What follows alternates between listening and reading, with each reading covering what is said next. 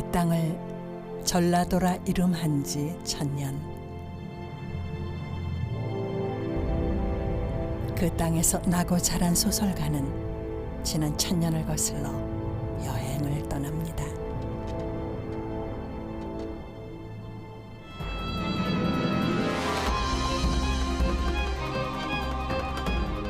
기름진 갯벌과 너른 평야, 풍요로운 강과 산이 어우러진 땅, 그곳엔 1000년의 이야기가 있습니다. 전라도 구석구석 역사의 구비구비마다 면면이 이어진 1000년의 삶. 그 사람들은 어떤 세상을 꿈꾸며 살아왔을까요?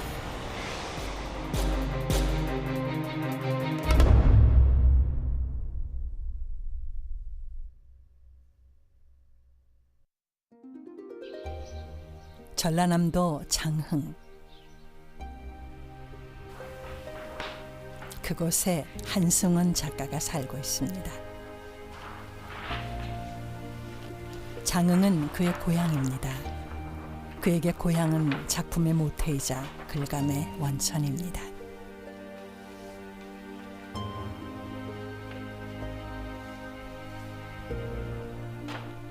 그는 지금 좀 특별한 여정을 준비 중입니다.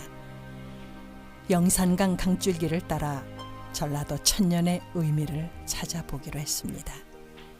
목포에서 이 영산강을 보면 마치 그 지도상에서는 노고서를 이렇게 눕혀놓은 것 같아요. 이렇게 여기가 큰 줄기고, 이 전라도라고 하는 이 우리 삶의 지역이, 바탕이 이렇게 지도상으로 보면 아주 아름답고 의미 있는 그런 시공이 됩니다.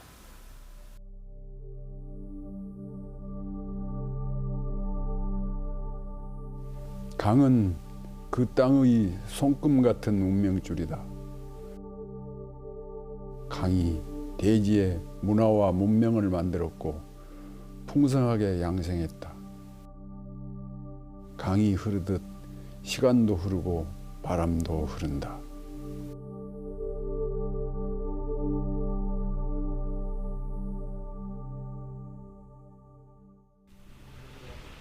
전라도의 손금 영산강의 발원지는 담양에 있습니다.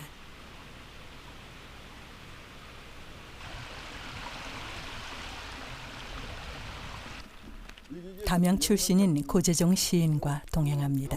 담양호의 담인가 일단? 고 시인은 담양이 품은 보통 사람의 삶과 자연의 참모습을 시로 담아내고 있습니다. 영산강 여기가 시원이네. 이게 용소인데 가마골 한가운데 용소가 있습니다. 용추산의 여러 깊은 계곡에서 흘러내리는 물이 모여 용소를 만들었습니다. 그러니까 이 영산강이라고 하는 강이 결국은 물 한 방울에서 시작이 되는 거예요. 어디선가 그러겠죠. 그러니까. 저기 물 흘러내려오잖아. 되게 작은 폭포 같은 거. 네. 그리고 이제 좀 장마 때랑은 컬컬 폭포처럼 흘러내리고. 길이 1200여 킬로미터. 전라도 8개 시군에 걸쳐 있는 영산강은 그렇게 한 방울의 물에서 시작됐습니다.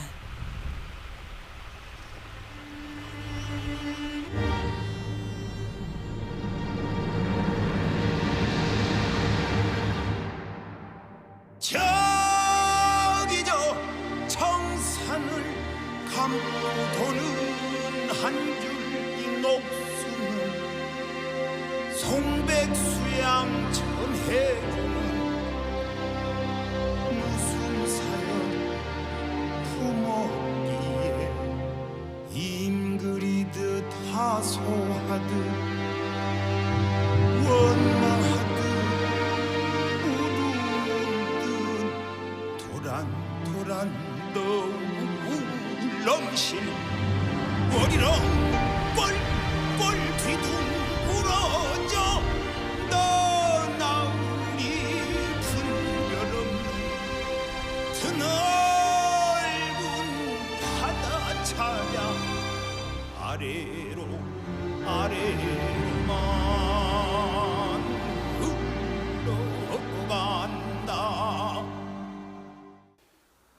정자를 지은 것은 사람이지만 예. 바람과 햇빛이 주인이라고. 그리고 주인이고 벌나비가 드나들고 꼬장기가 얘기에 참견하고. 영산강 물길 따라 담양에는 누정들이 즐비합니다. 저 물길을 바라보며 서 있는 소박한 정자. 그곳엔 전라도 사람들이 추구했던 삶의 모습이 숨겨져 있습니다. 장자 어부편에 그 외영호 족자라는 그 고사가 있어요. 자기 그림자를 두려워하는 사람 이야기인데, 자기 그림자가 무서워서 그림자를 떼버리려고 태양의 들판길을 그냥 죽겠다고 달렸답니다. 그 죽겠다고 달려도 그림자가 안 떨어진 거예요. 그 숨이 경각에 닿을 때쯤에 나무 그늘로 탁 엎어지니까 그때 자기 그림자가 사라졌다. 그래서 말하자면 거기서 시경이란 말을 썼는데, 시경정은 탐욕스러운 그림자, 욕심을 없어지게 해주는 정자라는 뜻입니다. 그러니까 그림자라고 하는 게 우리들이 뭐냐면 늘 짓는 거야. 예. 뭔가 불교적으로 얘기하면 업을 짓는 거지. 예. 소세원은 우리나라 정원 건축의 백미입니다. 입신 양명의 유기적 세계관을 뒤로하고 무의자연의 토가적 삶을 찾았던 사람들. 그들은 이곳에서 어떤 깨달음을 얻었을까요? 산을 보면서 기상을 키우되 물을 통해서 가라앉힐 줄 아는 힘을 기르지 않으면 성정이 범처럼 사납기만 하게 된다. 사람은 산을 등지고 살면서 물을 앞에 두고 물에 산그림자가 잠기는 것을 보고 살아야 한다. 담양의 정자문화는 시끄럽게 용솟음 치려하는 산의 양기와 고요히 침잠하려는 물의 음기가 서로 싸운 결과물이다.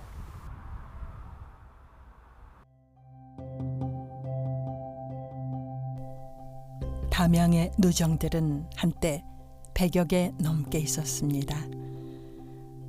누정들마다 입신, 양명, 출세, 가도에 치우친 삶에 균형을 찾고자 찾아든 선비들의 풍류가 느껴집니다.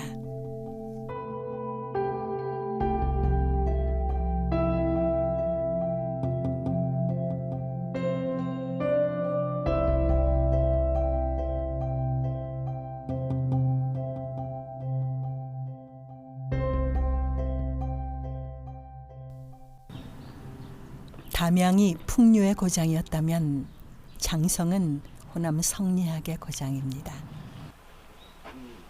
장성에는 고산서원, 피람서원 등 서원들이 많이 있습니다. 고산서원은 19세기 조선의 성리학자 노사 기정진이 제자들을 가르쳤던 곳입니다. 노사는 퇴계 율곡과 함께 조선 말기 성리학의 6대가로 손꼽히며 위정 척사론을 주장하여 민족 정신을 불러일으켰던 인물입니다. 현재 사당에는 노사 선생과 제자 8분이 모셔져 있습니다. 경상도 출신의 제자까지 두었던 노사 선생은 영호남의 학문 교류에도 큰 역할을 했다고 전해집니다. 그 학문으로 이름을 떨치기 시작하면서 많은 제자들이 이제 몰려들기 시작하는데, 직접 가르친 제자만도 약 700명, 그리고 그 제자들이 다시 또 제자를 하는 경우까지 하면 약 3,000명을 육박하고요. 삼전 제자까지 하면 7,000명 정도가 됩니다. 근데 이제 그 제자들이 거의 대부분 의병과 독립운동들에 다 수신을 하게 됩니다. 그래서 호남 의병이나 호남 독립운동의 주도적인 세력들이 노사 문화에서 다 배출됩니다. 노령사나 하사에 산다고 해서 노사인데, 장성군 황룡면 장살리 하사마을에 사셔서 노사라고 하는 호를 가지고 있습니다. 그 노사 선생은 눈이 한쪽 눈이셨던가 봐요. 예, 오른쪽 눈을 예. 천연두를 알아서 잃었습니다. 예, 그래가지고 서울에 그 2개의 눈을 가진 수없이 많은 사람들이 그 장성에 한쪽 눈 가진 노사 선생을 당해낼 수가 없다 라고 하는 그 야사가 그런 있죠. 일화가 있죠. 예, 일화가 있습니다. 조선 후기 청나라 사신이와 조선의 학문을 떠보기 위해 문제를 냈습니다. 용은 짧고 호랑이는 길다. 상식을 뒤집은 문장에 대꾸를 요구했습니다. 내로라 하는 학자들이 모여 답글을 고민했지만 해답을 찾지 못했습니다. 조정에서는 결국 전라도 장성의 기정진에게서 답을 구하기로 했습니다. 노사 기정진은 문제를 보자마자 4글자의 답을 적었습니다. 그림을 그리면 원이 되고 글로 쓰면 네모가 된다. 기정진의 대꾸를 받은 청나라 사신들은 깜짝 놀랐습니다. 기정진의 답은 해였습니다. 용단호장은 해가 여름에는 길고 겨울엔 짧다는 의미였으니 기정진의 대꾸는 정확히 해를 묘사한 말이었습니다.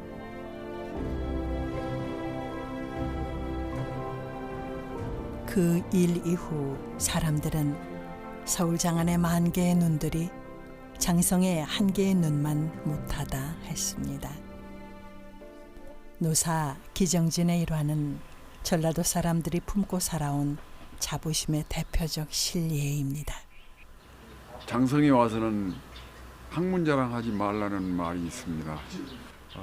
이와 같은 그 학문의 힘이 그 나라를 일으키는 그런 그 힘이 되었고, 그래서 나중에 그 충북 이순신 장군이 호남을 빼놓고는 나라가 있을 수 없다, 그런 아주 유명한 말씀도 하고 그랬었죠. 서원들에서는 공자적 충효와 맹자의 의로움을 함께 가르쳤습니다. 전라도가 동학혁명의 땅이 된 이유입니다. 이곳은 동학군이 관군에 맞서 첫 번째 승리를 거둔 전적지입니다.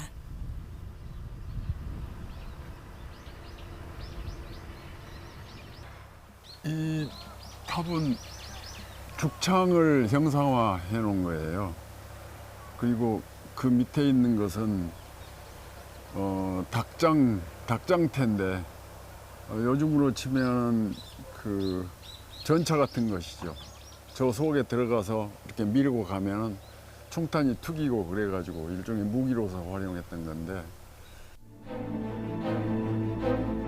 조선조 후기 관료들의 부정부패가 만연했을 때 전라도 지역에서는 동학농민들이 나라를 바로 세우기 위해 반기를 들고 일어났습니다. 1894년 4월 동학농민군은 황룡 싸움에서 300여 명의 관군과 결전하여 대승을 거뒀습니다. 여기서 이긴 다음에 수없이 많은 동학군들이 이렇게 새가 불려가지고 전주로 공격을 해서 전주에서는 말하자면 전라 감사가 도망가고 없는 그런 상태에서 전주성을 말하자면 접수하게 되는 그런 계기가 되는 전투라고 말할 수 있어요. 황룡 전투를 이야기할 때 빼놓을 수 없는 인물이 있습니다. 아주머니, 요 속에 조그만 비석 있죠? 저쪽에 어디로 가요? 들어가갖고 여기 들어가는 데 있어요. 들어가는 길이 있어요? 네, 노래. 요리 안 가고 우리 저기 있잖아. 저. 큰 길로? 네, 그 말투 같은데. 아, 말뚝바가지인데.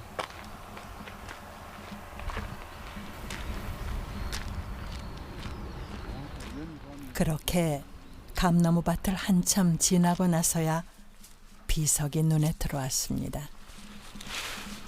무성한 풀숲 사이 초라하게 서 있는 비석 하나. 관군 대장 이학승은 이곳 전투에서 동학군에게 목숨을 잃었습니다. 저 탑이 의라면은 이 비석은 충이라고 말할 수 있죠.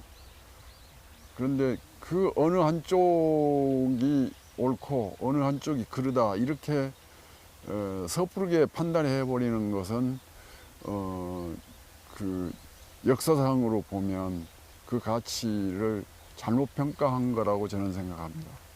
그래서 의는 의대로, 충은 충대로 받들어야 되지 않는가, 그리고 기려야 되지 않는가, 그런 생각을 합니다. 역사의 강에는 수많은 가치의 물줄기가 뒤엉켜 흐르고 있습니다. 전라도 사람들에게 의로운 세상은 목숨과도 맞바꿀 수 있을 만큼 절대적이었습니다. 서슬퍼런 군사 독재의 총칼 앞에서도 비굴하지 않았습니다. 5.18 민중항쟁 기념탑은 굉장히 상징적으로 만들어진 탑입니다.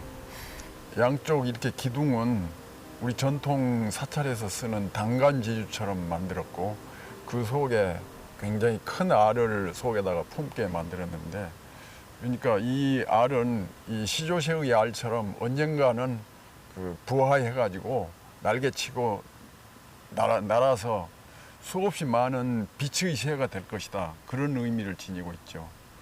그런데 이 망월동에 있는 이 알은 사실은 무등산이라고 하는 큰 붕새가 낳은 알이라고 할 수 있어요.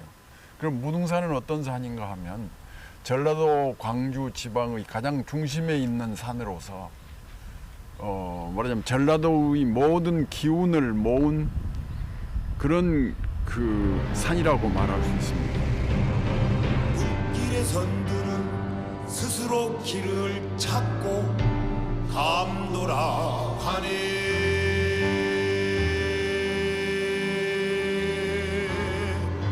뒤은 물줄기는 내어진 길을 따라 흐름을 놓는다네.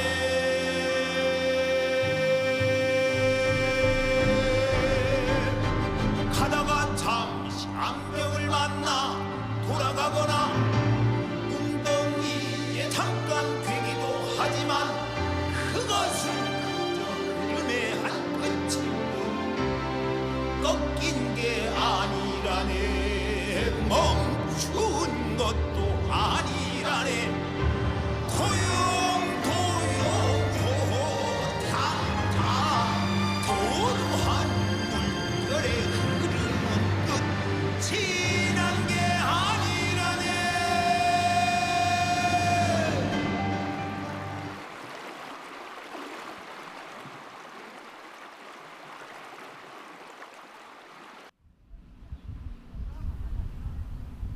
전라도라는 말은 고려 현종 9년인 1018년 전주와 나주의 첫 글자를 따서 지어졌습니다.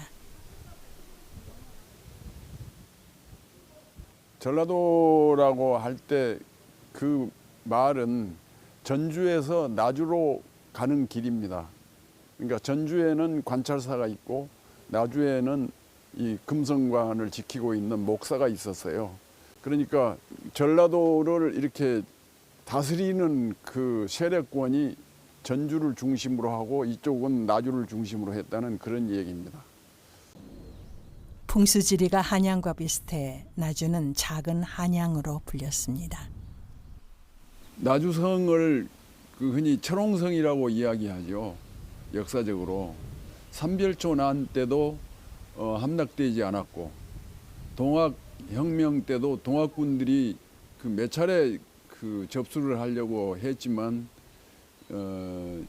접수가 되지 않았어요. 나주가 철옹성이 된 것은 유난히 강성했던 유교적 이념 때문입니다.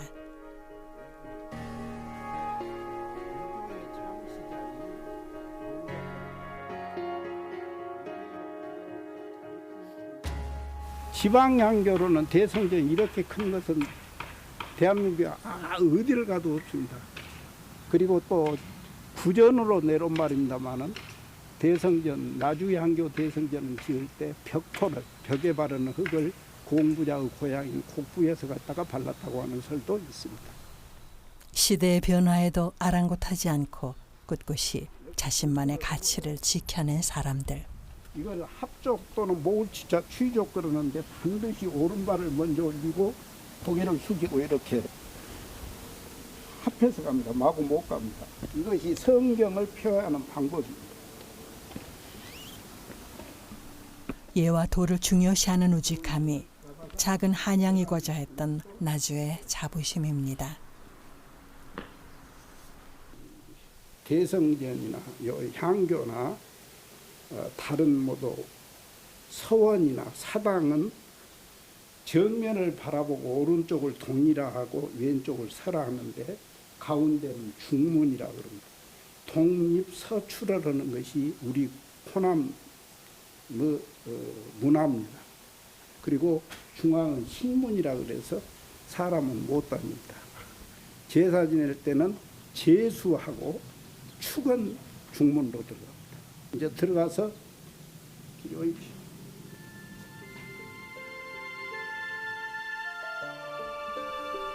대성전은 유교 정신의 정수입니다. 특히 나주 향교의 대성전은 성균관 대성전이 화재로 소실됐을 때 재건의 모델로 삼았을 만큼 원형을 자랑합니다.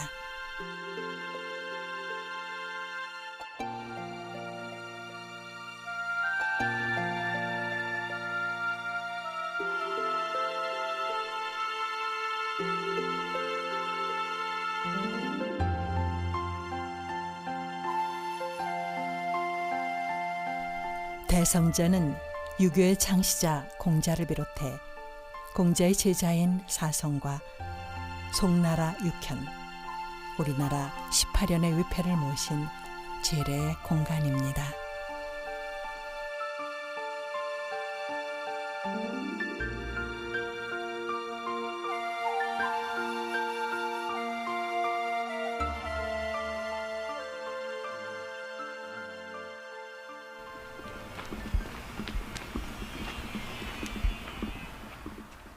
해석을 해보면은 대성전 뒤편으로는 유생들이 학문을 닦던 명륜당과 유생들의 기숙사였던 동제 서재가 자리하고 있습니다. 변함없이 이곳을 지키는 전교님의 열정이 나주 정신을 가늠케 합니다. 드넓은 나주 평야, 그곳을 적시는 영산강. 농업시대의 나주는 국가산업의 중심지였습니다. 시대 변화에 밀려 지금은 그 빛을 잃은 작은 한양 나주. 영산포 등대는 나주의 영화로운 시대를 증명하는 증거입니다. 한양은 물론 중국, 일본까지 해상 물류의 중심이었던 나주 영산포.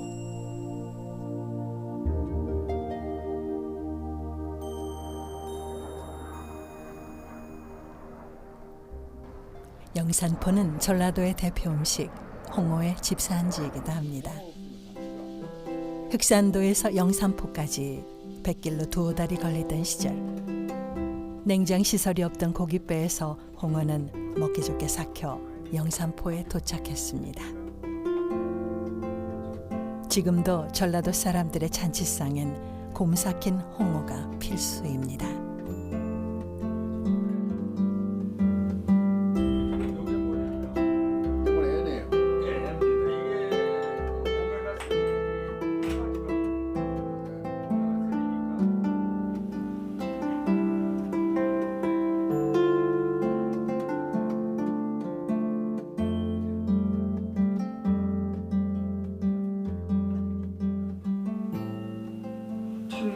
(1976년도에) 학원이 막혔어요. 네. 학원이 막히면서부터는 배가 못 들어오니까. 그러죠. 그때 쇠퇴가 됐죠. 그러니까 1970 한 4, 5년도 이때까지는 여기가 그 수산물 집산지로서 가장 융성할 때라고 봐야 되겠죠. 네. 그 당시에는 물길이 막히니 자연스레 나룻배의 행렬도 사람의 발길도 줄었습니다. 물이 많이 고여 있는 것은 저 밑에서 삭힌 홍어가 화려했던 영산포의 맥을 이어가고 있습니다. 볼을 말아가지고 수심이 좀 깊어졌죠. 네.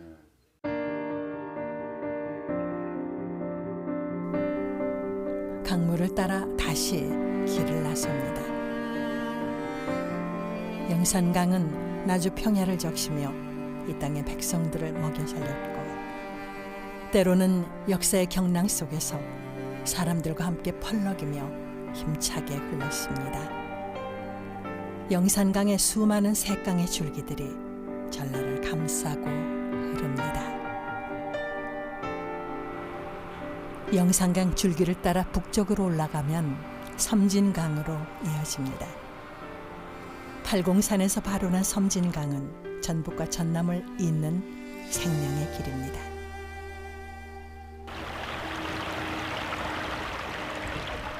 섬진강의 목소리가 세상을 깨웁니다.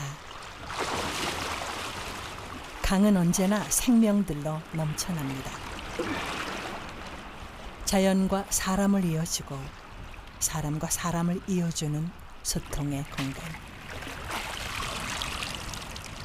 강이 있어 사람들은 이곳을 떠나지 않았습니다. 네, 그 아버님 따라다니면서 강에서 고기잡이를 배웠거든요. 그 아버님도 성령에서 고기 잡고 해가지고 여기들 제 형제간들이 3남 2년대 학교를 다 보내셨어요.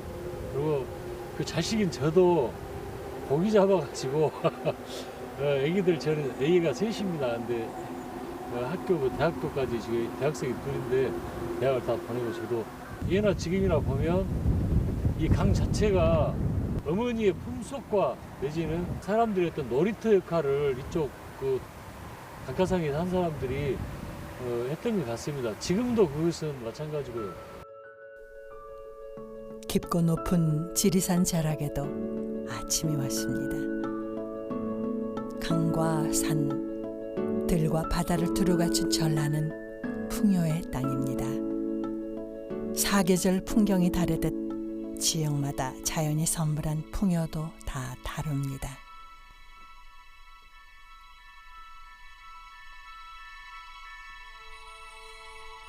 세상이 울긋불긋 물드는 가을이 되면 지리산 자락 구례마을은 더 바빴습니다.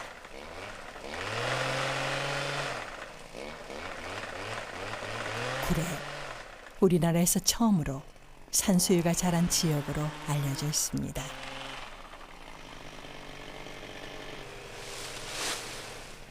구례 산동면 일대에서 자라는 산수유는 전국 생산량의 70%가 넘습니다. 타도 따서 헛걸 빌려 그게 나돈 벌고 다 치워먹하고 타도 가져가 있까이 타도 가져 몰랐어. 그때 기계도 온고 야구다 이빨을 까지도 몰고 돈을 까지도 몰랐어.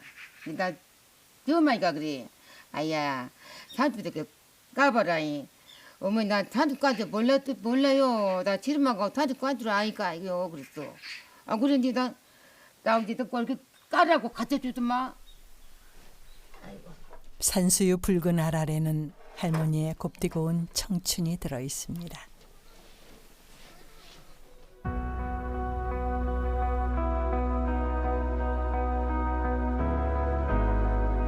전라도만의 겨울 풍경을 찾아 해남으로 왔습니다. 해남 겨울 배추입니다. 바다에서 불어오는 바람과 따뜻한 겨울 햇살 덕에 해남은 겨울 배추 농사로 딱 맞는 땅입니다. 배추 뿌리도 얼지 않고 싱싱합니다.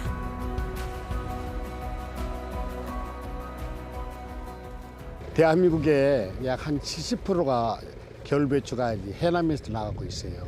이제 그 일반 배추는 한 9,000원 정도 가는데 월동 배추는 한 32,000원 갑니다. 키로에? 아니 이제 봉지예요. 봉지. 예. 그래 이제 가격은 좀 비싸도 겨울 배추를 심으면 이제 이득이 좀 있습니다, 농민들이. 그래서 이제 겨울 배추를 심습니다. 바다의 풍요도 빼놓을 수 없습니다.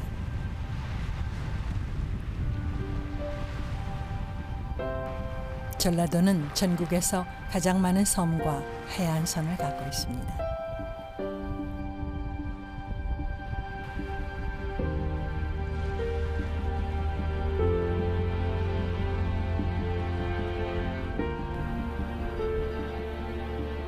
전라도는 김 생산량이 전국에서 가장 많을 뿐만 아니라 김양식의 시초입니다. 그 중에서도 신안 앞바다는 천혜의 긴 서식지로 정평이 나 있습니다.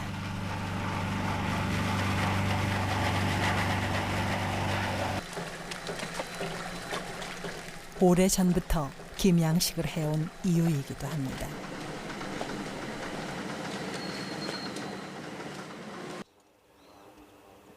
이 마을은 옛날 그대로의 방법으로 김을 생산하고 있습니다.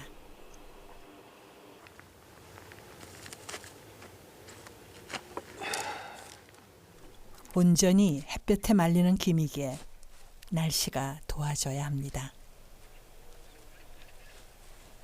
일반 김보다 투박하고 구멍이 나 있지만 독특한 맛과 향이 있어 인기가 최고입니다. 옛날에부터 이것을 해내렸대. 우리도 모르죠. 나이가 어리니까. 아, 이게 전통 방식으로? 네, 전통 방식으로. 옛날 고조 할아버지 때부터 해서 내려온 거. 조선의 16대 왕 인조의 수라상에 낯선 진상품이 올라왔습니다. 종이처럼 얇게 말린 바다풀. 그 바다풀 맛에 감탄하여 인조가 물었습니다. 이 바다풀은 어디서 올라온 것인가? 전라도 광양에 김아무개가 올린 것이옵니다. 그렇다면 이 바다풀을 앞으로 김이라 부르라. 그래서 그 바다풀은 김으로 불렸습니다. 김여익. 그의 성을 따라 우리는 지금도 종이처럼 말린 바다풀을 김이라 부릅니다. 뭐 저쪽에 이제 이 섬진강, 이 강 망덕이 하동 사이에 있는 섬진강변에 가서 소일을 하는데 보니까 무슨 나무에 뭐 해조류가 붙었거든, 밤나무에. 먹어보니까 맛이 있어. 그래서 이건 참 괜찮겠다 싶어서 그 다음부터 나무나 이런 걸 가지고 시작하게 된 동기가 거기에서 되어 있어요. 내가 그리는 어떤 세상이 있어. 우리들 마음속에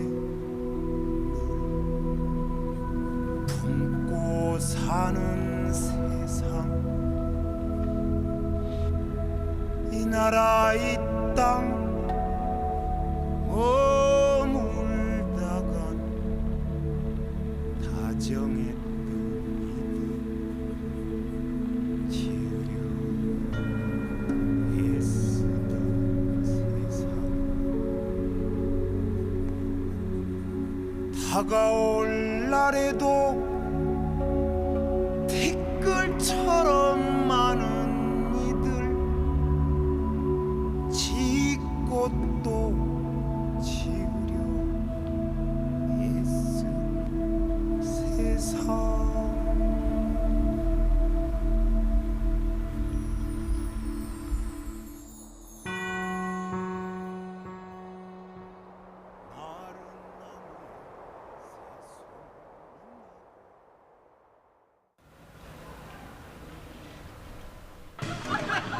무안에 오면 꼭 봐야 하는 것이 있습니다.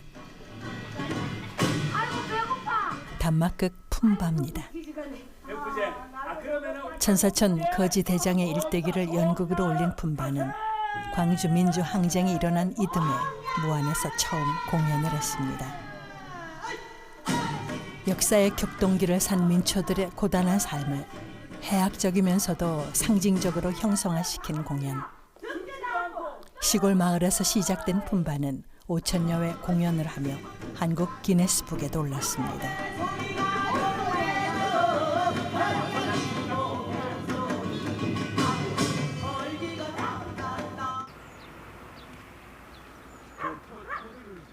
품바가 시작된 지역을 찾아가 보기로 했습니다.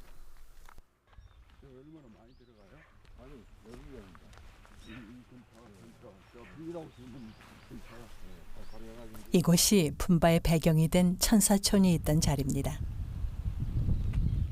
품바는 거지들이 걸식을 하면서 부르는 장타령을 말합니다. 우리가 애경사도 있지만 보초는 이제 슬플 때는 같이 가서 울어주기도 하고 또 즐거울 때는 같이 놀아주기도 하고 그러니까 다른 지역과 달리 뭐냐면 이 사람들은 이제 타령을 불렀다는 것이거든요. 타령을 불렀는데 보통 그 국어만 하는 것이 아니라 국어에 대한 대가를 분명하게 이 타령을 답례를 했다는 거죠. 바로 이 천사촌 식구들은. 한때 이곳에는 100여 명의 거린들이 모여 서로 의지하며 살았다고 전해집니다. 비록 국어를 해서 하루하루를 사는 남루한 삶이었지만 그들만의 엄격한 규율이 존재하는 작은 사회였습니다.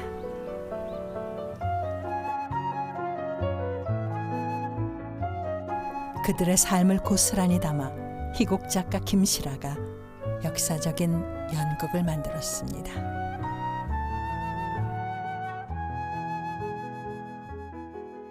천사촌 마을에 그 사람들이 하는 그런 행위를 가지고 연극 품바가 탄생된 거다니까. 그때 연극 품바가 탄생됐을 때는 강주 민주화가 그때 한참 할 때죠. 그때 언론이 이렇게 언론이 막혔을 때 품바 입을 통해서 강주에 있는 일어난 일을 모두 이렇게 전국적으로 전파를 했던 것이고. 시대의 아픔과 절박함으로 이어온 품바. 전라도가 자랑하는 문화 콘텐츠입니다. 가령 그 러시아라든지 이런 그 유럽 같은 데는 집시 문화가 있잖아요. 인도 같은데도 그 집시 문화도 일종의 국어 행각의 그런 문화인데 그것이 가령 그 지고인들의 바이젠이라든지 이런 그 집시들의 그 춤과 노래가 어떤 음악으로 형상화된 것이 서양에도 있습니다. 우리 이 각설이 타령 이것도 승화시키면 좋은 문화 형태가 되지 않을까 그런 생각이 듭니다.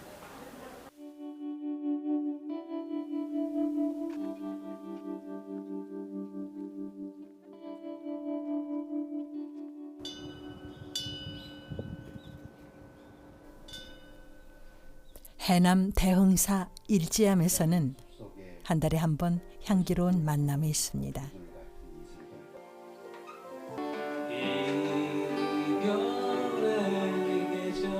일지 풍월 담소.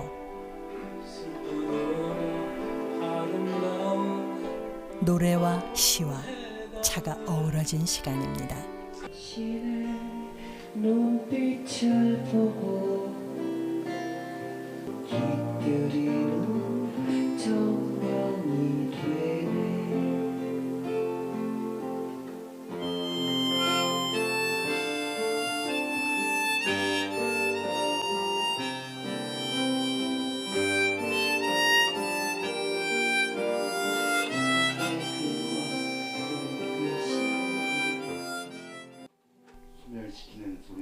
오늘 이야기 주제는 일지암의 주인이자 차의 성인 초이 스님입니다. 작가 한승원은 초이 스님의 이야기를 소설로 썼습니다.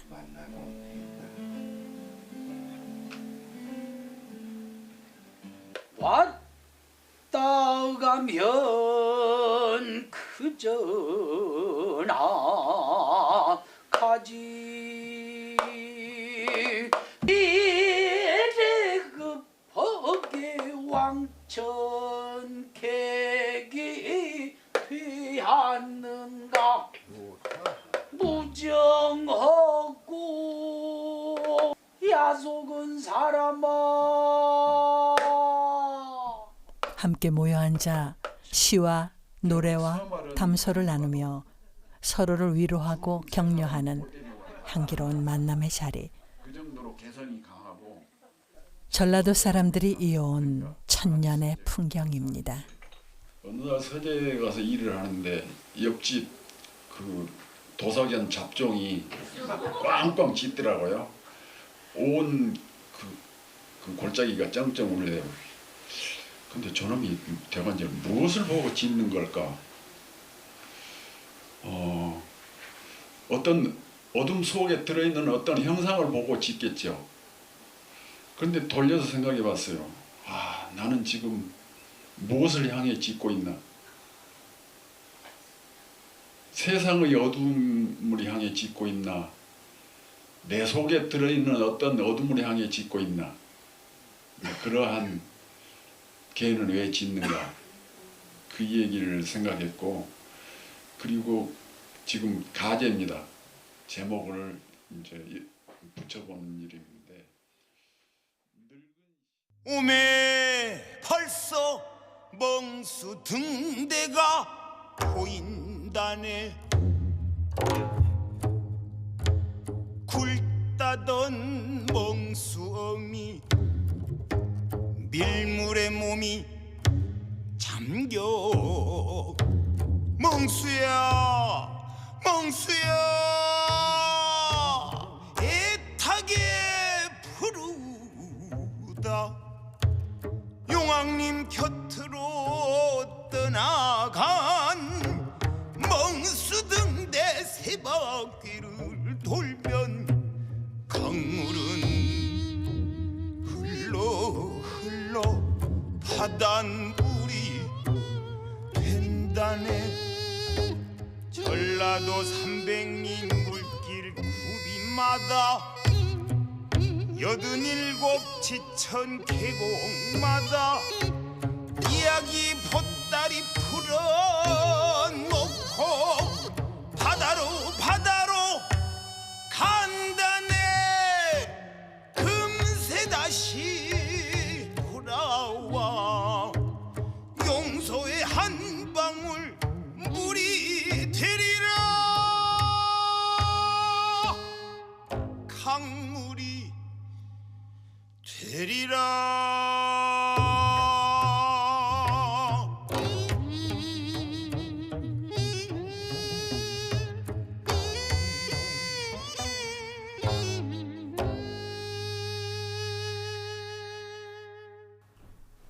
담양에서 발원한 영산강은 목포 바다로 흘러갑니다.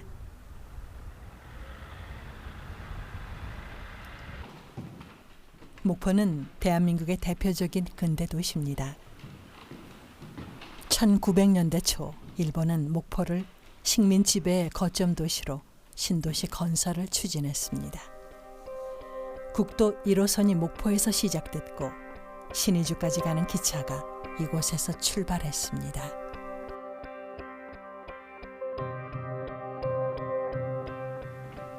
전라도 곡창지대에서 생산되는 막대한 양의 쌀과 면화 등 농산물을 수탈하기 위한 전진 기지였습니다.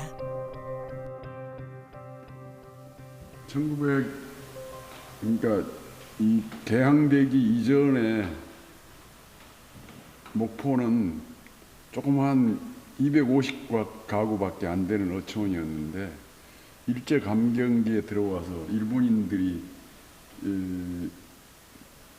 수없이 많이 들어와 가지고 이렇게 번창하게 된 겁니다. 이게 1920년대. 목포는 수탈과 착취로 물든 대한민국 근대 시대를 보여주는 압축판입니다. 그리고 그 응어리진 한은 현대사로 이어집니다.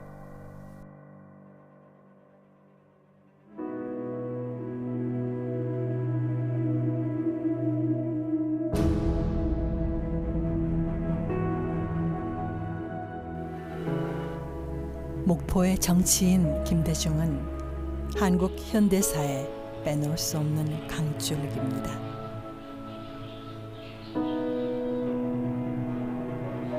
그가 지나온 삶의 족정마다 전라도 사람들의 염원과 눈물과 희로애락이 고스란히 담겨 있습니다.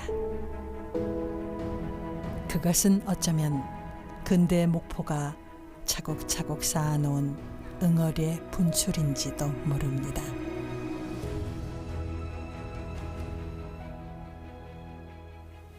(1970년대) (80년대) 그 군사 독재가 아주 참혹하게 세상을 억압하고 있을 때 광주 무등 경기장에서 프로야구 시합이 벌어지면 혜태 타이거즈를 응원하는 전남 광주의 팬들이 응원가를 불렀는데 그게 뭐냐 하면은 목포의 눈물입니다. 왜 하필 목포의 눈물을 응원가로 불렀을까? 그러면 전라도 사람들은 그 눈물이 많아요. 말하자면 한이 많다는 거죠. 그리고 한은 무엇이냐 하면은 생명력의 표현이에요. 그리고 그 생명력 속에는 저항 정신이 들어있는 것이고.